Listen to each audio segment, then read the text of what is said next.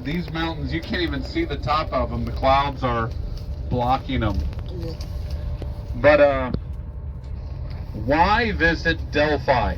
Okay, why are we are moving from the south to north, and we do need to drive this way anyway, but why Delphi? In fact, my first visit to Greece and Turkey 15 years ago, all we did was stopped at Meteora on our way, and we didn't get over to Delphi. And part of it, I kind of wanted to, and we didn't have it included on our trip.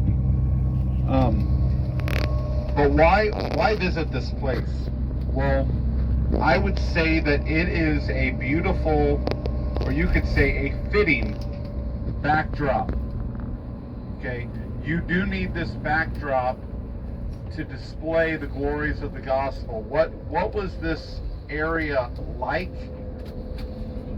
What was the darkness that shrouded this area before the light of the glory of the gospel of Jesus Christ came? You know, if you ever go to a play or an opera, one of the features of that particular play is normally a backdrop, and it adds color. It adds it helps you to be able to set the scene. Well, in many ways, Delphi is the backdrop of the darkness and the confusion that so much characterized this area without the glory of the gospel. Almost like when you are displaying a diamond. Many of you know my daughter recently got engaged, and she was given an engagement ring. When you go and purchase a diamond, normally what they do is they put black felt, and they use the black felt to display the beauty of the diamond. In the same way, Delphi is like the black felt. It shows us the darkness of the spirit world and how much they were confused. However, then the light of the glory of the gospel came. So, fix it.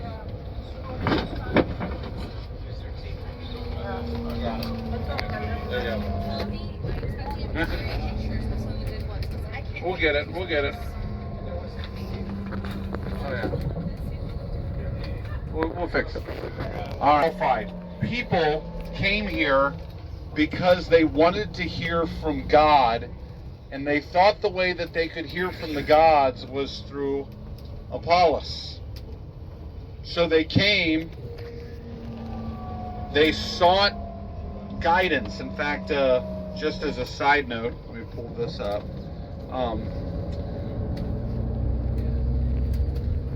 The Greek oracle meant three things. One, you would come here to get a message, a communication, a revelation from a god.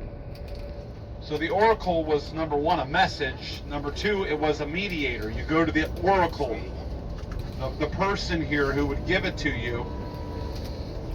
But it was also a place. So sometimes people refer to the oracle as the word. Sometimes people refer to the person who would give it, and then they also called it the place, the oracle of Delphi. Evidently it began, they noticed that when they took their goats here and they were inhaling these vapors, they became almost intoxicated, and it was a place that they built up to become the oracle. So anyway, going back to why did people come here? They wanted to hear from God. But they came and often heard something totally wrong, or they heard nothing at all, or something very cryptic. And of course, this oracle was energized by the underworld. All of us know that we wrestle not against flesh and blood, but against principalities, against powers, against the rulers of the darkness of this world, against spiritual wickedness in high places. And no doubt Satan stationed some of his hordes here at the oracle who their job was to give wrong communication. How do you and I get communication from God? Well, let me remind you of a beautiful psalm. I'm going to read it to you. Psalm 19.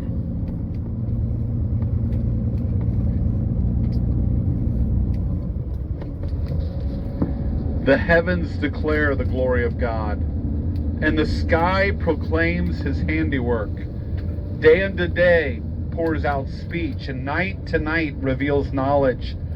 There is no speech, nor are there words whose voice is not heard. Their voice goes out through all the earth, and their words to the ends of the world.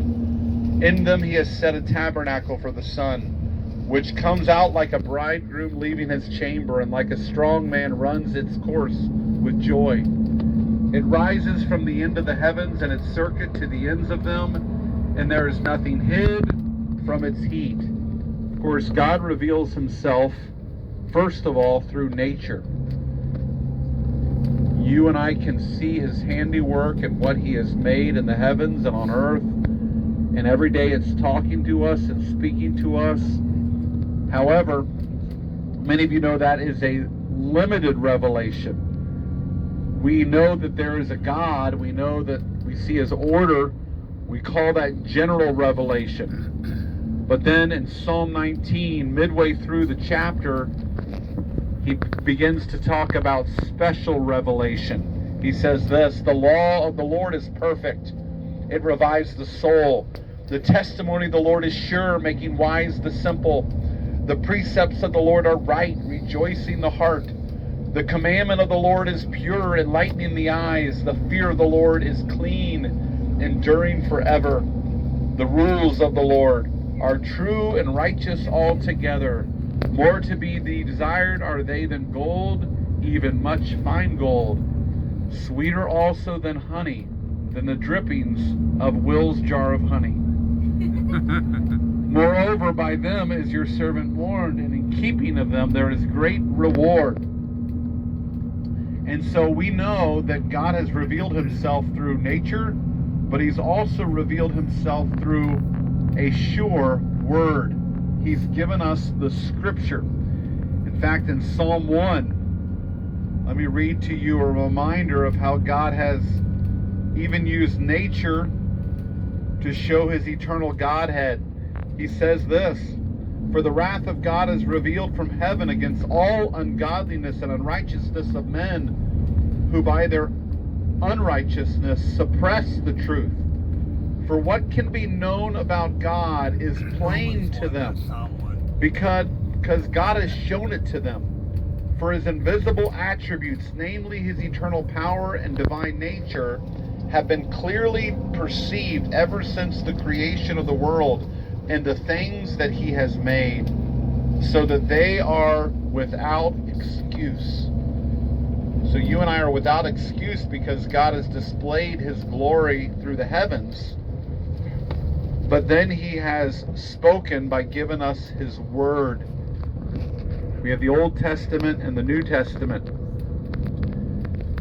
And you and I are to be those who desire the sincere milk of the word, that we may grow thereby.